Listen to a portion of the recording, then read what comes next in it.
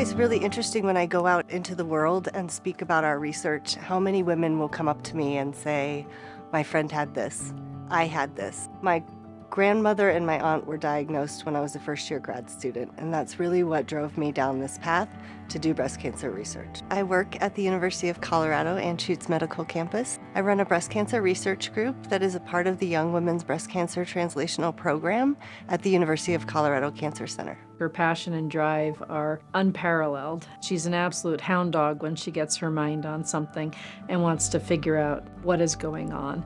And so she's really made some pivotal and transformative discoveries in the time that she's been running her own lab. We were interested in understanding why she was seeing so many patients in her clinic that were young mothers. We're interested in the changes that the mammary gland or the breast tissue undergoes during pregnancy in order to make milk during lactation, and how after lactation the mammary gland or the breast remodels back to the state that it was in before the woman was pregnant. One of the big first milestones for me was actually receiving an American Cancer Society postdoctoral fellowship in 2008, which happens to be the same year that I had a baby and was now somewhat at risk for the kind of breast cancer that I study. This led to us being able to develop a large cohort of patient samples that we could interrogate for different molecular markers of postpartum breast cancer, but it also allowed us to generate some preclinical models where we could test why postpartum breast cancers are behaving badly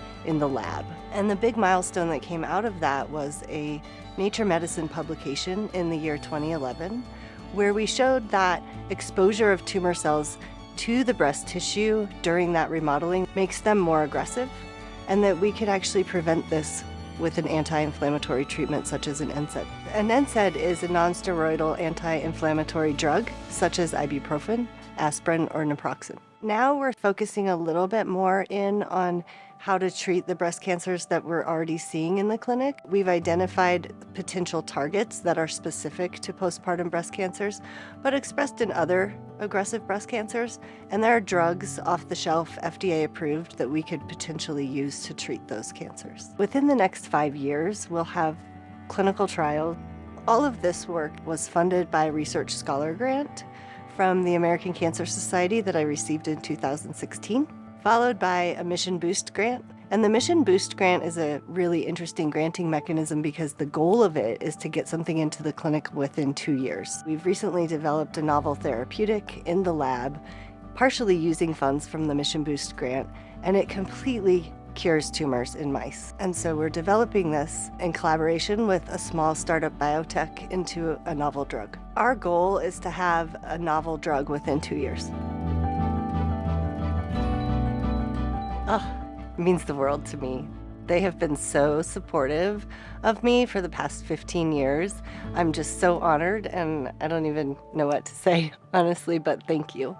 She is an amazing young scientist with the potential to be one of the leaders of change in breast cancer. She's only just begun, and the best is yet in front of her with what she will bring to this field and what she will ultimately be able to look back on and say, yeah, my work changed that. My work made this better. There will be, thousands of women who will hopefully have a better outcome because of what it is she's doing today. By getting that original American Cancer Society grant, we were able to convince people that this is not rare. And furthermore, it's extremely important to study because these women have young children at home who rely on them. You know how proud I am of you.